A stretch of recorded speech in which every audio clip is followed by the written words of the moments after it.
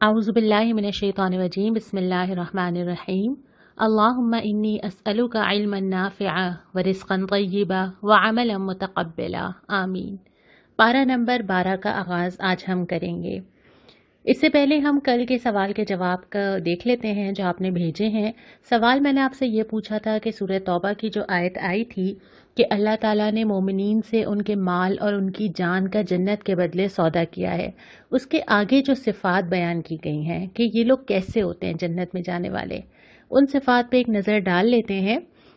ये तमाम वो सिफ़ात हैं जो इससे पहले हमने मुख्तलिफ़ मौक़े पे मुख्तलिफ़ सिपारों में पढ़ ली हैं। पहली है कि ये लोग अल्लाह की तरफ पलटते हैं, बार बार पलटते हैं, गलती हो जाती है तौबा कर लेते हैं और सिद्क़े दिल के साथ करते हैं। उसके बाद दूसरा ये कि अल्लाह की बंदगी बजा लाते हैं, अपने आप को अल्लाह की अताअत में दे देते हैं, अल्लाह की तारीफ़ के गुण गाने वाले, अल्लाह की निशानियों को देखने वाले, अल्लाह ताला की बनाई हुई चीज़ों को देख के सुभान अल्लाह अल्हम्दुलिल्लाह कहने वाले। फिर उसके बाद है उसकी खातिर ज़मीन में गर्दिश करने वाले, यानी इनकी तमाम दौड़ धूप अल्लाह के लिए है। घर से निकलते हैं, कहीं जाते हैं, किसी से मिलते हैं, कहीं वक्त लगाते हैं, तो ये तमाम चीज़ें अल्लाह के लिए हैं। उसके आगे रुकू और सजदे करने वाले, यानी उनकी इबादत। फिर उसके बाद नेकी का हुक्म देने वाले और बुराई से रोकने वाले, क्योंकि ये वो लोग हैं जो आपने सूरह बकरा में पढ़ लिया था कि तुम लोगों को नेकी का हुक्म देते हो और बुराई से रोकते हो। और आखिर में है कि अल्लाह की हुदूद की हिफाजत करने वाले हैं, जो अभी हमने सूरह निसा, सूरह मायदा मुख्तलिफ जगह ये पढ़ा है कि अल्लाह की दी हुई हुदूद की और बंदिशों की पाबंदी करो। तो ये तमाम सिफ़ात होती हैं उन लोगों के अंदर जो जन्नत में जाना चाहते हैं। इसकी रोशनी में हम अपना जायज़ा ज़रूर लेंगे। अब हम आ जाते हैं पारा नंबर 12 के ऊपर। पिछले पारे के बिल्कुल आखिरी सफ़े पे सूरह हूद शुरू हुई थी, तो आज हम सूरह हूद से इब्तिदा करते हैं। ये भी मक्की सूरत है और इसका अंदाज़े बयान भी यही है कि इंसान को ईमान की तरफ मुतवज्जे किया जाता है, मिसालें दी जाती हैं, समझाया जाता है।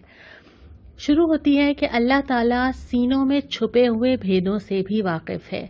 ये बहुत तसल्ली देने वाली आयत भी है और बहुत डराने वाली आयत भी है। अल्लाह ताला जानता है जो हम सब ने अपने सीनों के अंदर छुपाया हुआ है। बहुत सारी चीज़ें ऐसी हैं जो हम करना चाहते हैं, कर नहीं पाते। कोई रास्ता ऐसा है जिस पे चलना चाहते हैं, चल नहीं पाते। अपनी ज़िंदगी को बेहतर करना चाहते हैं, लेकिन बहुत सारी मुश्किलात सामने आ जाती हैं। बहुत कुछ अल्लाह के लिए लगाना चाहते हैं, शायद मैसर नहीं है। तो यहाँ पे तो अल्लाह ताला तसल्ली ये दे ही रहा है, जो हमने कल की सूरत में भी पढ़ा था कि जो अल्लाह के लिए अपनी नीयत को खालिस करते हैं, अल्लाह ताला उनको अजर देता है। लेकिन इसके साथ जो डराने वाली चीज़ है वो ये है कि अल्लाह ताला जानता है कि दिलों के अंदर कैफियत क्या चल रही हैं। किसी के साथ अच्छे ताल्लुकात हैं तो क्यों हैं, किसी की कोई चीज़ माफ़ की जा रही है तो क्यों माफ़ की जा रही है, किसी के साथ खुशदिली से मुलाकात की जा रही है तो क्यों की जा रही है, दिल के अंदर की कैफियत क्या है। कहीं दिल में कोई गुस्सा, गज़ब, कीना, कोई ऐसी चीज़ तो नहीं है। तो अल्लाह ताला जितने भी आमाल इंसान दुनिया में करेगा, उसकी कदर व कीमत क्या होनी चाहिए, ये तय इस बुनियाद पे करेगा कि दिल के अंदर क्या चल रहा है। फिर उसके बाद फरमाया कि ये अक़ीदा ज़रूर होना चाहिए जो ज़िंदगी की बहुत सारी चीज़ों की इस्लाह कर देगा कि हर जानदार का रिज़्क़ अल्लाह के ज़िम्मे है। अल्लाह ताला चाहता है कि इंसान तिजारत भी करे, कोशिश भी करे, लेकिन अक़ीदा ये रखे कि अल्लाह ने अपने ज़िम्मे लिया हुआ है कि हर एक को उसका रिज़्क़ पहुँचाएँ। फिर उसके बाद वही दोबारा सिखाया गया सबक जो हमने कई दफ़ा पहले पढ़ा है कि मोमिनीन सब्र और शुक्र करते हैं, हर हालत में से निकल जाते हैं। सब्र और शुक्र हर हाल में मतलूब है। ये नहीं है कि जब बहुत मिले तो शुक्र करूं और जब ना मिले तो सब्र करूं। दोनों सूरतों में अगर बहुत ज़्यादा मिल भी जाए तब भी सब्र यह है कि इंसान के अंदर ठहराव हो और वापस से बाहर ना हो, और अगर ना मिले तब भी अल्लाह का शुक्र करना मतलूब है। फिर एक सवाल किया है कि क्या अंधा और बीना बराबर हो सकते हैं?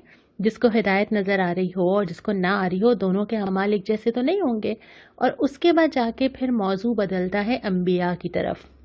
बहुत सारे नबियों का जिक्र किया जाता है और इन हालात में किया जाता है कि लोगों को इस्लाम की तरफ बुलाया जा रहा है, और ये सारी चीज़ें हिस्ट्री में कई दफ़ा रिपीट हो चुकी हैं, पहले भी हो चुकी हैं और शायद हम भी कहीं इसका कहीं ना कहीं कोई हिस्सा देख रहे हों। शुरू होता है हज़रत नूह की तरफ से, अपनी कौम को बुलाते हैं और क्या फरमाते हैं, सारे अम्बिया की जितनी भी अल्लाह ताला ने तस्कीर ज़िक्र की है, जो वो अपनी कौम से मुखातिब करते हैं, वो एक ही बात है, اللہ کی بندگی کرو، میں اللہ کا بھیجا ہوا رسول ہوں، میں تمہیں اپنی طرف نہیں بلاتا، اللہ کی طرف بلاتا ہوں، اور مجھے تم سے کوئی اجر نہیں چاہیے۔ یہ ایک دین کی طرف بلانے والے کے لازمی خطبہ یا لازمی چیزیں کہ اس کو اپنے لیے کچھ نہیں چاہیے، نہ شہرت چاہیے، نہ پیسہ چاہیے، نہ تعریف چاہیے، وہ بلاتا ہے اللہ کی طرف۔ اور وہ لوگوں کو یہ نہیں کہے گا کہ میری اطاعت کرو، وہ تو یہ کہے گا کہ اللہ کی اطاعت کرو۔ اور تمام انبیاء نے اور پھر نبی کریم صلی اللہ علیہ وسلم نے یہی دعوت دی۔ حضرت نوح کی قوم کا ذکر ہے کہ وہ بلاتے ہیں، ان کی قوم کہتی ہے کہ نہیں، آپ تو عام سے انسان لگتے ہیں، آپ میں ہمیں کوئی نشانی یا کوئی غیر معمولی چیز نظر نہیں آتی۔ قوم نہیں مانتی، نتیجہ کیا آتا ہے؟ اللہ کا عذاب آتا ہے۔ لیکن ان اہل ایمان کو بچا لیا جاتا ہے جو اللہ کی ہدایت کے مطابق کشتی میں سوار ہوتے ہیں۔ حضرت نوح کہتے بھی ہیں کہ میرا بیٹا ڈوب رہا ہے، اور پھر کہتے ہیں کہ وہ تو میرے اہل و عیال میں سے تھا، تو اللہ تعالیٰ فرماتے ہیں کہ نہیں، آپ کے اہل و عیال تو وہی لوگ ہیں جو ایمان لائے، یعنی خونی رشتوں سے زیادہ مقدم وہ رشتے ہیں جن سے ایمان کا رشتہ ہے۔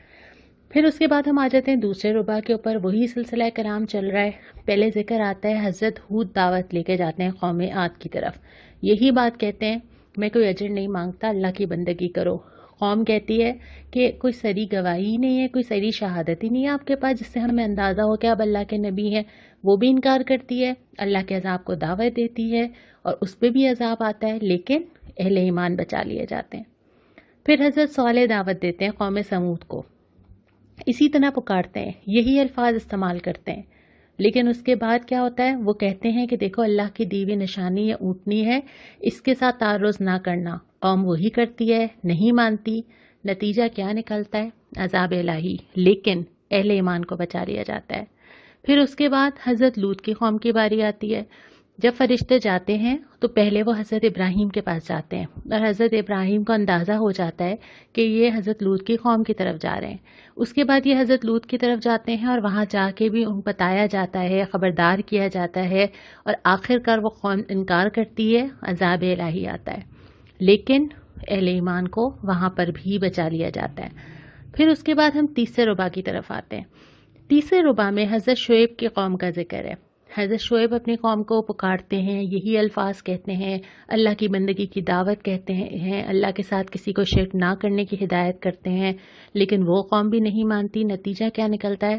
اللہ کا عذاب آتا ہے، لیکن اہل ایمان کو بچا لیا جاتا ہے۔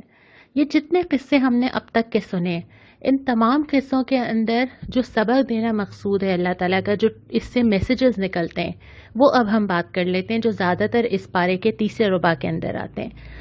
ان تمام قوموں کی الگ الگ نمایاں چیزیں ایسی تھیں جس کی وجہ سے وہ عذاب کا شکار ہوئے۔ مثال کے طور پہ حضرت شعیب کی قوم کی خاص بات یہ تھی کہ ناپ تول میں کمی کرتے تھے، اور یہ کہتے تھے کہ ہمارا مال اپنی منشا سے خرچ کیوں نہ کریں۔ قوم لوط ہم جنس پرستی تھی، قوم سمود اللہ کی نشانی کو ٹھکراتے تھے۔ تو یہ تمام چیزیں اگر آپ قصے پڑھتے چلے جائیں گے تو آپ کو کسی پوائنٹ پہ یہ لگے گا کہ ہر قوم کی تو ایک تھی نا، ہمارے معاشرے میں ساری کی ساری ہیں، یعنی ہر قوم کی ایک پرومیننٹ چیز تھی جس کی وجہ سے اللہ کہتا ہے کہ ان کو عذاب ملا۔ میرے معاشرے میں مجھے یہ ساری نظر آتی ہیں۔ شاعر اللہ ہم نے پہلے بات کی تھی، جمعے کا دن، اس کی بے حرمتی نظر آتی ہے، ناپ تول میں کمی نظر آتی ہے، اپنی مرضی اپنی منشا سے مال خرچ کرنے کی خواہش نظر آتی ہے، یہ کہنا کہ ہم اپنے باپ دادا کے اس پہ چلیں گے یہ بھی نظر آتا ہے۔ تو وہ ساری چیزیں نظر آتی ہیں، اور اللہ تعالیٰ اس کے ساتھ ساتھ جو سبق دینا چاہتے ہیں وہ کیا ہے؟ تمہارا رب ایسے ہی کسی بھی ظالم بستی کو کسی بھی وقت پکڑ سکتا ہے، کبھی بھی یہ ہو سکتا ہے، اچانک، سوچا بھی نہ ہو، گمان بھی نہ ہو۔ دوسری بات یہ کہ جس نے جو عمل کیا ہے اس کا پورا پورا بدلہ اس کو ملے گا، چاہے اس نے نیکی کی ہوگی چاہے اس نے برائی کی ہوگی، اللہ تعالیٰ کے رجسٹر میں تمام لکھی جا رہی ہوں گی۔ پہلے یہ سمجھنا شاید مشکل ہوتا ہو، اب تو ہم اچھی طرح S D cards, phone memory, ساری چیزیں سمجھتے ہیں۔ اب تو ہم اچھی طرح جانتے ہیں کہ لائیو ٹرانسمیشن کیا ہے، ریکارڈڈ کیا ہے۔ تو اللہ تعالیٰ کے پاس جو ڈیٹا میرا اور آپ کا جمع ہو رہا ہے، ایک یو ایس بی ہم سب کی جو بن رہی ہے، تو وہ تو اللہ تعالیٰ کے لیے کوئی مشکل نہیں ہے کہ وہ تمام کی تمام چیزیں میرے سامنے لا کے کھڑا کر دے، چھوٹی چھوٹی چھوٹی چیزیں تو میں بھول بھی چکی ہوں۔ تیسری چیز یہ بتائی کہ راہ راست پہ ثابت قدمی بہت اہم ہے۔ یہ تو ہو سکتا ہے کہ کسی وقت میں تھوڑا آگے بڑھ جاؤں، یہ ہو سکتا ہے کہ رمضان میں مجھے تقویٰ زیادہ محسوس ہوتا ہے، قرآن سے تعلق بھی زیادہ ہو جاتا ہے، عبادتیں بھی زیادہ بڑھ جاتی ہیں، لیکن ثابت قدم رہنا، ایک دفعہ اگر اللہ کے راستے پہ قدم رکھنے کا فیصلہ کیا ہے نا، تو اپنے آپ کو مضبوطی کے ساتھ اس راستے کے اوپر چلانا یہ آسان نہیں ہے، یہ بہت مشکل ہے، بہت ساری مشکلات بھی آتی ہیں، لیکن جب بندہ ارادہ کرتا ہے تو اللہ راستہ آسان ضرور کرتا ہے۔ ایک اور چیز یہ بتائی کہ نیکیاں برائیوں کو دور کر دیتی ہیں۔ انسان بہت ساری نیکیاں جمع کرے، کیونکہ ہم جانتے ہیں یقیناً اللہ تعالی ہمیں معاف کرے، لیکن ہمارے اعمال نامے میں بہت ساری دانستہ نادانستہ گناہ موجود ہوں گے، تو اس کے لیے ضروری ہے کہ میں اتنی ساری نیکیاں جمع کر لوں جو میرے گناہوں بیلنس کر سکیں، اور پھر اس کے بعد چھوٹی چھوٹی نیکیوں کی قدر کروں، وہ جو کسی کو پانی پلا دینا، وہ جو سلام کرنا، وہ کسی کو دیکھ کے مسکرا دینا، وہ راستے سے کوئی پتھر کا ہٹا دینا، اپنے نامہ اعمال کو بھرنے کی فکر کروں۔ جس طرح ہم وہ چھوٹے چھوٹے کوئنز اپنے پرس کے کسی خانے میں ڈالتے ہیں، ہمیں اندازہ ہی نہیں ہوتا، ہم تو بھول چکے ہوتے ہیں۔ 5 روپے کا وہ سکہ تو ہمیں اہمیت بھی نہیں رکھتا ہمارے لیے، لیکن جب ہم کبھی اس کو گننا شروع کرتے ہیں تو ہمیں اندازہ ہوتا ہے کہ اچھا رکھنے میں تو صرف 5 تھے، نکلے تو اتنے سارے ہو گئے۔ اسی طرح وہ نیکیوں کے جو کوئنز ہیں نا، ان کو ڈالتے جائیں ڈالتے جائیں ڈالتے جائیں، جب ضرورت ہوگی تو وہ اتنے سارے بن کے پہاڑ بن کے ہمارے سامنے آ سکتے ہیں۔ تو ان چھوٹی چھوٹی نیکیوں کو جو ہے ان کی بھی قدر کرنا اور ان کو بھی اہمیت دینا ضروری ہے۔ پھر اس کے بعد ایک اور چیز یہی فرمائی کہ نماز اور صبر، یہ ہم بار بار پڑھتے ہیں، یہ 2 چیزیں انسان کو تقویت دینے والی ہیں۔ اس کے بعد یہ فرمایا کہ اللہ تعالیٰ ناحق کسی بستی کو تباہ کرنے والا نہیں ہے جب تک اس کے باشندے اصلاح کرنے والے ہوں، اور یہ وہی اعادہ ہے جو پہلے بھی آیا تھا کہ ضرور تم میں سے کچھ لوگ ایسے ضرور ہوں جو نیکی کا حکم دینے والے ہوں اور برائی سے روکنے والے ہوں۔ جب تک ایسے لوگ موجود رہتے ہیں، اللہ تعالیٰ کو یہ اس بات کی امید ہوتی ہے کہ کچھ لوگ ضرور ان میں سے بہتر ہو جائیں گے، ضرور بات سن لیں گے، لیکن جب سارے ہی لوگ اس میں مطمئن ہو جائیں تو پھر اللہ تعالیٰ بھی اس قوم کو غرق کر دیتا ہے۔ اور پھر فرمایا کہ کیوں نہ زمین میں کوئی اہل خیر رہے جو لوگوں کو متوجہ کرتے، کیوں نہ ایسے لوگ تھے جو لوگوں کو روکتے، صرف نیکی کا حکم ہی نہیں دینا، برائی کو بھی روکنا ہے، اس کی بھی یہاں پہ ساتھ ساتھ ہدایت کی گئی ہے۔ اس کے بعد پھر ہم آتے ہیں پارہ نمبر 12 کے چوتھے ربع کے اوپر۔ یہاں سے شروع ہوتی ہے سورہ یوسف، اور ایک طویل قصہ ہمیں حضرت یوسف علیہ السلام کا ملتا ہے۔ آغاز ہوتا ہے حضرت یوسف کے خواب سے کہ 11 ستارے، سورج اور چاند سجدہ کر رہے ہیں، اور وہ یہ خواب اپنے والد حضرت یعقوب علیہ السلام کو سناتے ہیں، اور ان کو منع کرتے ہیں ان کے والد کہ یہ خواب ابھی اپنے تک ہی رکھیں اور کسی اور کو نہ سنائیں۔ اس کے بعد پھر وہ واقعہ ہے جو آپ نے یقیناً سب نے سنا ہوا ہے کہ حضرت یوسف کو ان کے بھائی اپنے والد کی اجازت سے لے کر جاتے ہیں، کنویں میں ڈال دیتے ہیں، اور پھر والد کو آ کے بتاتے ہیں کہ جیسے بھیڑیا کھا گیا، اور حضرت یعقوب کے جو جملے اللہ تعالیٰ کو اتنے پسند آئے کہ اب تو میں صبر ہی کروں گا، بہترین صبر۔ اتنا اللہ تعالیٰ کو وہ صبر پسند آیا کہ ہمیں پڑھایا گیا کہ آج ہم اتنے 100 سال بعد بھی وہ قصہ یاد کر رہے ہیں۔ اور اس کے بعد اس واقعے میں یہ بھی پڑھایا گیا کہ ایک تدبیر ہے جو انسان کرتا ہے اور ایک تدبیر ہے جو اللہ کرتا ہے۔ کس طرح اپنے طور پہ تو ان کے بھائیوں نے کنویں میں ڈال دیا تھا، اپنی طرف سے تو بات ختم ہو گئی تھی، اپنی طرف سے تو بہترین تدبیر تھی، سب مطمئن ہو گئے تھے، والد کو بھی جواب دے دیا، لیکن اللہ نے کیا تدبیر کی، اور اس کنویں میں ڈالے جانے کے بعد پھر اللہ تعالیٰ کیسے راستہ بناتا ہے کہ اس کنویں سے ایک آدمی نکالتا ہے، وہاں کا بڑا صاحب حیثیت شخص ہے، اپنے گھر لے کے جاتا ہے، وہاں پہ کردار پہ الزام لگایا جاتا ہے، اور آخرکار پھر قید خانے میں ڈالے جاتے ہیں، جہاں سے پھر دربار میں جانے کا راستہ بنتا ہے۔ یہ بات بھی ذہن میں رہے کہ حضرت یوسف پہ جب یہ کردار کشی کا الزام لگتا ہے یا جب ان کو دعوت دی جاتی ہے گناہ کی طرف، تو ان کی عمر کیا تھی؟ وہ 20s میں تھے، یعنی یہ کسی بزرگ کی بات نہیں ہو رہی، بلکہ یہ اس ایج کی بات ہو رہی ہے جب انسان اپنے یوتھ میں کاؤنٹ ہوتا ہے، اس وقت یہ جواب دیتے ہیں کہ مجھے اپنے نفس سے بہت ڈر ہے۔ اور کریکٹر کی یہ مضبوطی وہاں بھی نظر آتی ہے، قید میں بھی نظر آتی ہے۔ قید خانے میں کچھ قیدیوں کو خواب کی تعبیر بتاتے ہیں، اور اس کے بعد پھر اللہ تعالیٰ اس کو سبب بناتا ہے وہاں سے نکلنے کا۔ لیکن ایک بات ہمیں اس میں بڑی خاص ملتی ہے، اور وہ یہ ملتی ہے کہ جب حضرت یوسف علیہ السلام قید خانے میں ہیں تو وہاں پر بھی وہ لوگوں کو دین کی دعوت دے رہے ہیں۔ ایسا نہیں ہے کہ وہ یہ سوچیں کہ میں تو خود اپنے برے حالات میں ہوں، اچھا کبھی دین کی دعوت دوں گا، یا یہ سمجھیں کہ اچھا کسی ایسے شخص کو دوں گا جس کو بلانے کا کوئی فائدہ ہو، جس کی کوئی کسی کلاس سے تعلق رکھتا ہو، میرا کوئی کام کروا دے، اس کسی سے ٹرمز رکھنے یا نہیں، ایسا کوئی سوال نہیں آتا۔ اللہ تعالیٰ نے وہ جملے کوٹ کیے ہیں جو حضرت یوسف علیہ السلام نے زندان میں اپنے ساتھیوں سے کہے ہیں، اس لیے کہ پہلے دن سے پتا تھا کہ کام تو یہی کرنا ہے، یہی کام کیا، جب جیل میں تھے یہی کام کیا، جب تخت پہ پہنچے۔